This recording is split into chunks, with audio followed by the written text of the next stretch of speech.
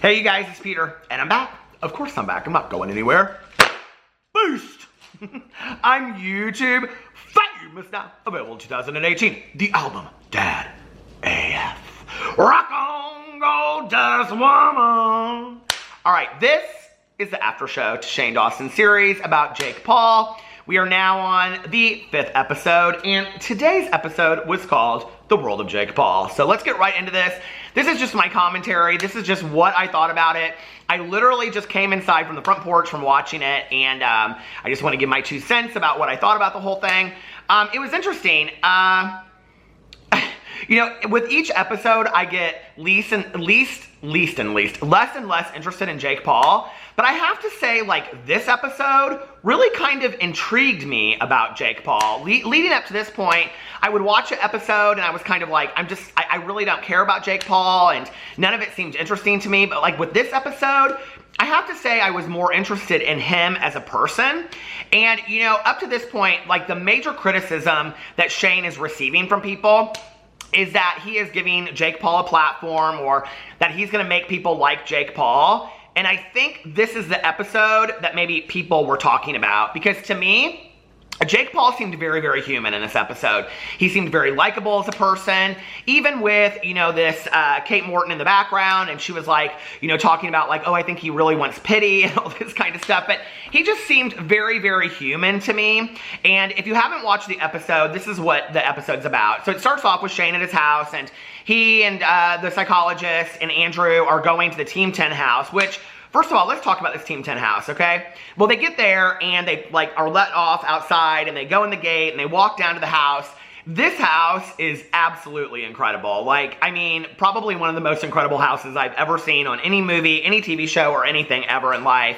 And they go in, and, like, everybody's just kind of hanging out, and he's got this, like, what do you call it, boxing ring in the living room, and they're talking about the boxing ring, and they're talking about their prank they're going to do, and all this kind of stuff.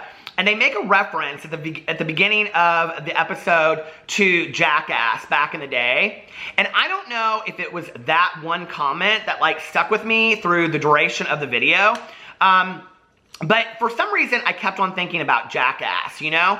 And I think that there has been, even from me, a lot of criticism about Jake Paul and the people that watch his videos and these pranks that he pulls and all this kind of stuff. But for some reason, while I was watching it this time, I just couldn't get it out of my mind that he appeared on video to be this very normal, like, just, you know, kid that, like, wanted to be famous and did a lot of pranks. And especially when he was talking about, like, being from Ohio, and I'm from Indiana, and he was like, you know, in Ohio, that's kind of what we did, and you could have bonfires, and, like, very much that is true. I mean, the Midwest is kind of home to pranks and things like that. It happens, like, all the time around here. And, you know, and I was even talking about my brother-in-law in, like, a vlog, and I was like, you know, to some degree, because he had, like, was texting me about it, and about this whole series, and I was like, he was a skater back in the day, and he would, like, you know, do these, like, tricks and all this kind of stuff. And I think to, like, put it on video and be like, but, like, that was what Jackass was back in the day. You know, a lot of these things that Jake Paul is doing is very, very similar to what Jackass did back in the day, like this group of guys. And,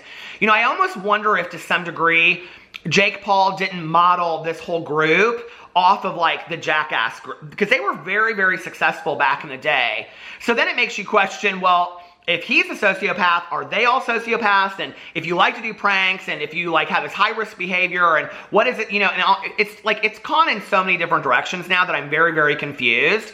But I thought it was interesting, and Shane goes in at the beginning of the series, or beginning of the episode, and he goes in there and he says that he's going to kind of just, like, warm up to Jake and, you know, get to know Jake, because if he doesn't, then, like, Jake won't trust him, which I totally understand. You know, I think from, like, an interviewing point of view, if he's going to really get some real answers from Jake, like, Jake's going to have to trust him as a person.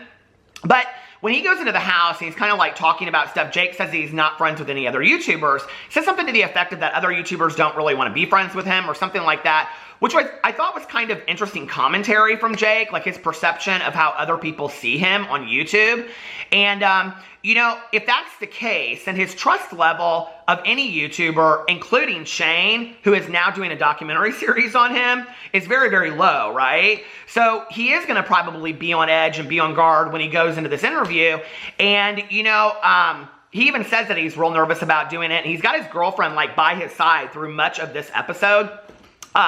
She's like right next to him through like the majority of the episode. And I thought that was interesting because in the Nick Crompton interview, like Nick told Shane, like if you really want to get the truth from him, you got to get him all alone, right? And Shane even said like just us one-on-one. I kind of thought that Shane might go in, and maybe he'll do this later in the series, I don't know. I kind of thought that he would go in, and I was like, how is he even going to get Andrew in the room, right? But the psychologist was sitting in there at all times. In fact, she even kind of interjected, and I guess she's supposed to be acting as like the producer, and he doesn't know that right now. But like, I guess that like, you know, like she even kind of interjected and was like, well, ask him about like what motivates him. Ask him about this. And I was kind of like, okay, so, you know, like if I was sitting there and I was being interviewed and this producer over there, I'd be like, I don't know. It would be a lot for me to the point where I would kind of be like, okay, this does feel a little contrived to me. But I thought this episode, honestly, for me, like the episode of Nick Crompton talking about the Team 10 house, that was really interesting to me to see an outsider's point of view of like what was going on in the Team 10 house. But this was very, very interesting to me because it was a completely different perspective of Jake Paul as a person. And I really think that at the end, what we're going to find out is that she doesn't believe that Jake Paul is a sociopath. I think that's what she's going to find out, you know, and or that she's going to say at the end of this whole docu-series. And I think a lot of people are like, yes, he is, whatever. Well, I think like the public persona of what he chooses to put out there, if it is very much like Jackass versus what people see like in the Team 10 house and who he is and stuff like that, I don't know. There were just like some very genuine moments to me, like when he was showing the house and I don't know, there were moments to me that seemed like you couldn't really like plan it out like in your head, like the way that he was like showing like if you go watch it, he's got like these Lego walls in his house and he's talking about giving kids tours and that they get really excited seeing into like the wall and there's like these little rooms inside these Lego walls and stuff. And I don't know, it seemed to me like in that moment, like he really knew who his audience was, which then begs the question, if he knows who his audience is and then he knows his audience is this young crowd, right? Then at the same time, it's like, are his pranks too mature for that age group? You know, like, I just think some of the things that he does are like really maybe too mature for that. And so they go in there and they're showing all this. And there's one part where like his friend, this Team 10 member, I can't remember which one it is, but he like rolls across the boxing ring and there's like mouse traps and he even like puts one on his tongue and he puts one on his you know what and all this kind of stuff. That moment to me felt so much like Jackass back in the day. Y'all remember Jackass on MTV? Like, I used to watch that show consistently. It reminded me so much of that. It reminded me so much of the things they did that I was really sitting there and I was watching this and I was thinking to myself, like, if Jackass was like, had just come out today, like, what would people think of that? Like, is it that we live in a different world, you know, or what is the perception of all of this? So if Jake is doing these things on YouTube and younger kids have the, you know, ability to go and just like turn on a YouTube video, like my nephews all the time are constantly watching toy reviews and dancing, you know, Ninja Turtles and all this kind of stuff, you know, on their tablets. And so if they can get on YouTube and look at any of this kind of stuff, is it a different world because of that? Whereas before, you know, like parents could like just, you know, like they could say, no, you're not going to watch MTV, you're not going to see Jackass and all this kind of stuff. And so, I don't know, it's very interesting to me. Now it's kind of like, who really is Jake Paul? And we're 5 episodes in, and I think we really still don't know, because 4 episodes leading up to this, it was kind of like built this picture of, is he a sociopath? Is he not a sociopath? Like these Team 10 members and all this kind of stuff. And one of the things that he says in there that's really interesting is he goes in and he talks about, Shane sees this other YouTube like play button that he has, award, and he says, oh, that's from my other channel, Jake, too. And he talks about 2 members of the Team 10 house that when they left, one of them stole his channel. And Shane says, well, did you never talk about that? And he goes, no, there's no reason to, because if I defend myself, nobody's going to believe me anyway. And I think that's very, very true, you know? One of the things that was interesting was that you really kind of got an idea of Jake Paul as a YouTuber on here, which I thought was interesting. His kind of like interactions with like how he sees himself as a YouTuber, interacting with other YouTubers, people that like him, people that don't, him deciding what he's going to respond to, what he's not going to respond to, and all of that. And that Erica is very, very closely by his side. I will say this, I'm really happy they're in love. I'm really happy they're in love. but I don't know that many couples that like cling to each other that much. You know what I'm saying? I mean, to me, that seemed a little bit much. And there was one, and like Andrew caught this one instant that it was kind of, I don't know, it's just, maybe it was nothing, but like I thought it was interesting that they included this little clip. They're like walking into a room and he's kind of holding on to Erica and Shane's looking at something. He comes back and Jake says to Erica, he says, "What brand is that?" And it was kind of weird. Like it didn't fit with the rest of like the conversation. But I don't know, like it'll be interesting to see what you guys think in the comment section below if you watched the video. But to me, Jake came across as very, very normal, very, we see these clips and like people were, talking about like his mistreatment of animals, which is just absolutely horrible, right? But in this, we see a completely different side of him with the animals.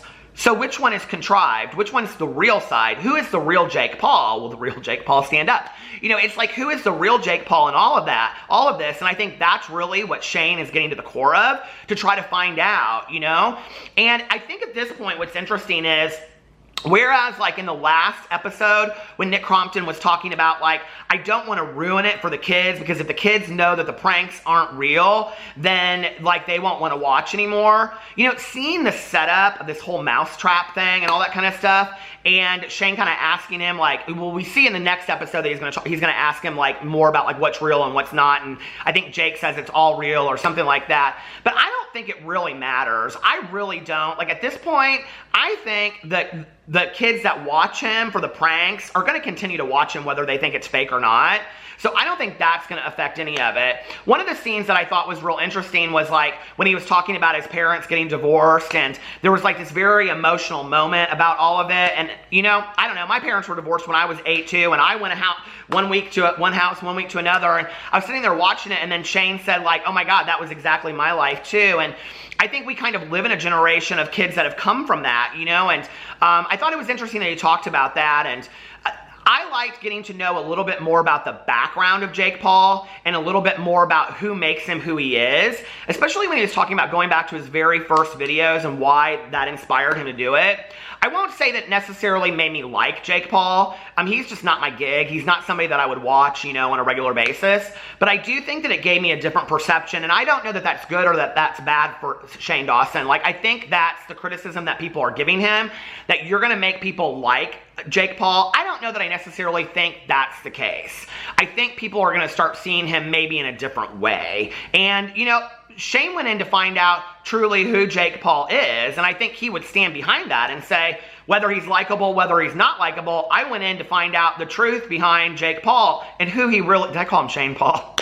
The truth behind Jake Paul and who he really is. Is he a sociopath? Is he not? And that's kind of how it was all led into that. And like I talked about in my last video, Jake said in there, or Shane had said at the very beginning of the series that all he had ever heard from people was that Jake Paul was a sociopath. And so he went into this, with this idea of, I'm gonna, like see if he really is. And that's where it came from, because so many people had said to him that Jake Paul was a sociopath. At this point, I don't know, like I'm just really not that interested in whether or not Jake Paul is a sociopath. I don't know about anybody else.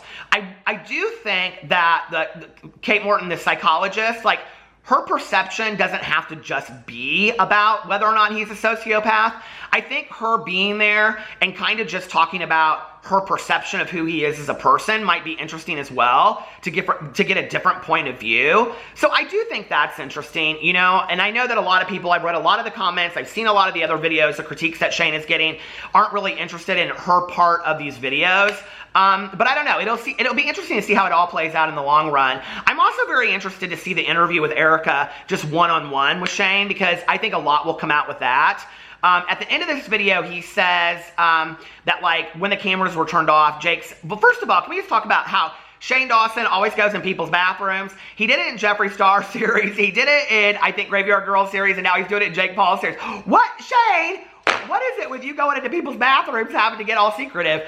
But anyway, at the end of the video, he talks about like how off camera Jake said some things to him that were like game changers. And that was kind of his cliffhanger that he led into the next the next episode. And I think it'll be interesting to see what he says with that. Like, what is it?